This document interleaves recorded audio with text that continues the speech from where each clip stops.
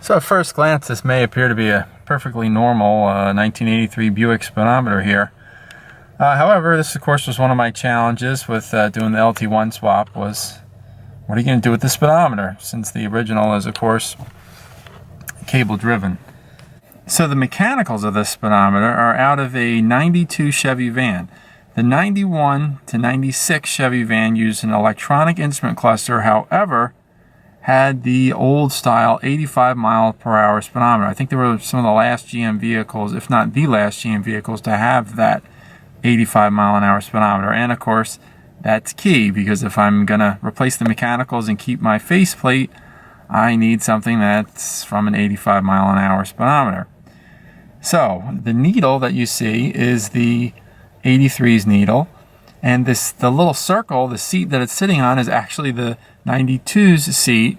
I'll get into that. That was a pain in the neck. And as you can see, I now have the benefit of having a full 6-digit odometer. And the only other thing is, I cut down that stupid stop pin that stopped the needle from going past 85, because you know, sometimes you just have to go over 85. So it's got the original face from a 80s rear drive full-size Buick. That would be the 81 to 84 Electra, 81 to 85 LeSabre, and the 81 to 90 estate wagons. However, it is the cheap one with no trip odometer, and that is crucial here.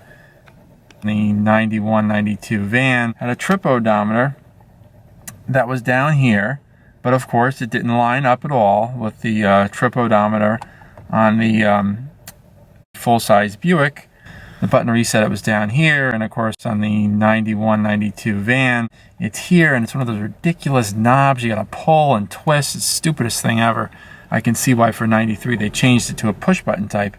But of course, when they did that, they moved the odometer down to here, and the trip odometer up here, spaced with very far spaces in between each digit. And of course the button was, I don't know, up here somewhere, up here or something. Anyway, it just wouldn't work. So the 91-92 was the best option. Fortunately, those vans lie in the junkyard, so it was easy to get a hold of one. Modifying it to work, however, was not so easy. So this project took a lot of trial and error, a lot of guesswork. At one point, it looked like it was going to be impossible to do this, but I stuck with it and I saw it through. Next, I'm going to show you a drive of it so you can see how nicely the speedometer works. And then after that, I'm going to go into detail explaining exactly how I did it, because as you can see from all these pieces, it was not easy to figure out, but once I figured it out, it wasn't so bad.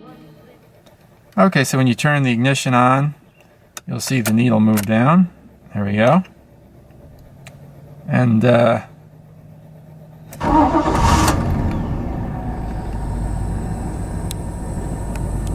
I'll just take this for a little drive here so you can see that it does in fact work.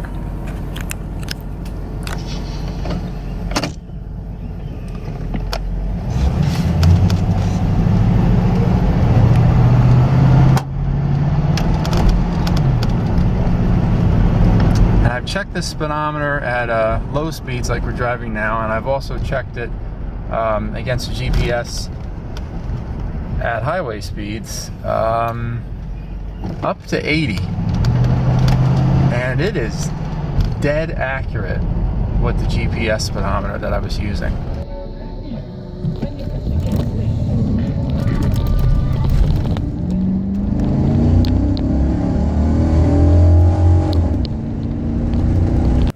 And here it is at night. You can see it's pretty well evenly lit.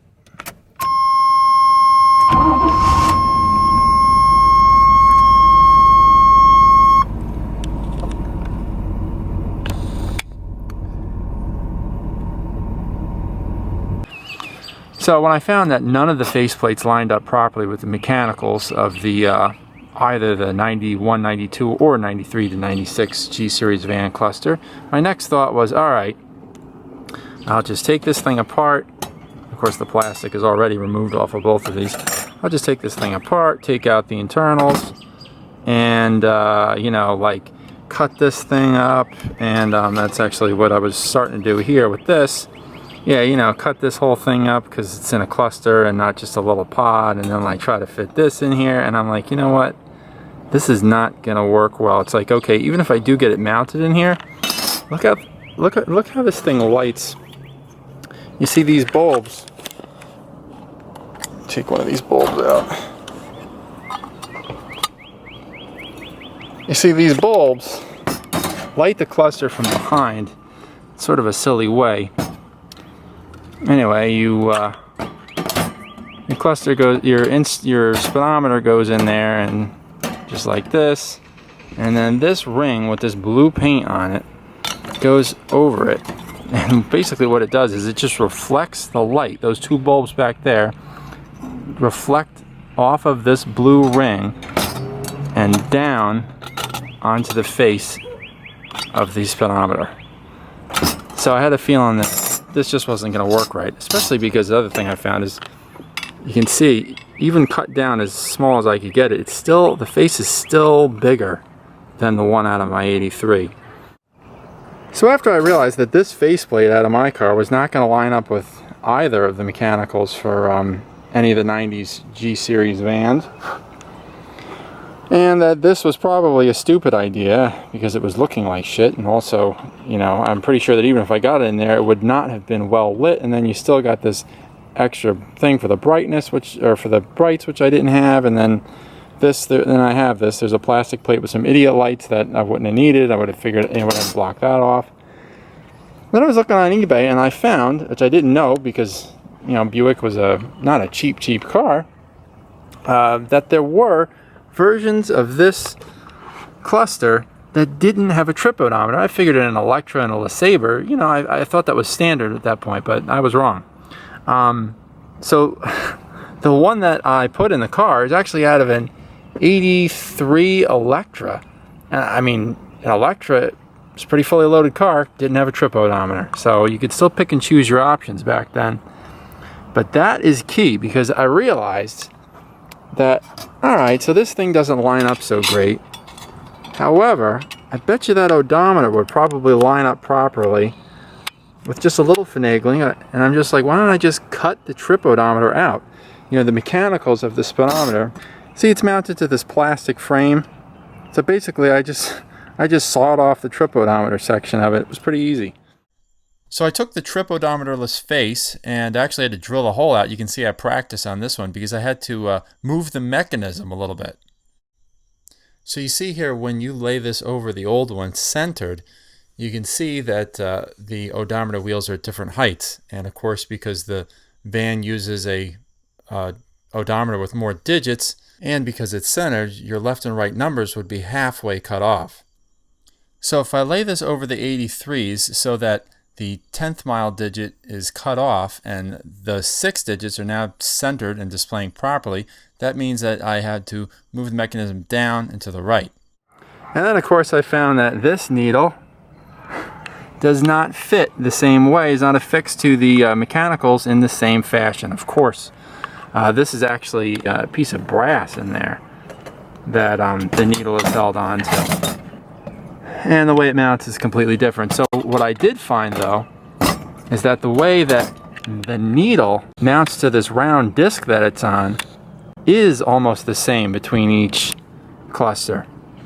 So what I had to do was pry very gently with a little cutting on the back, pry this heat welded in needle, which has got 2 studs there and there that go straight through, and they're sort of heat welded on the back so that so the thing doesn't fall out. So I was able to get that out real carefully, get this one off of one of these real carefully, and swap the things.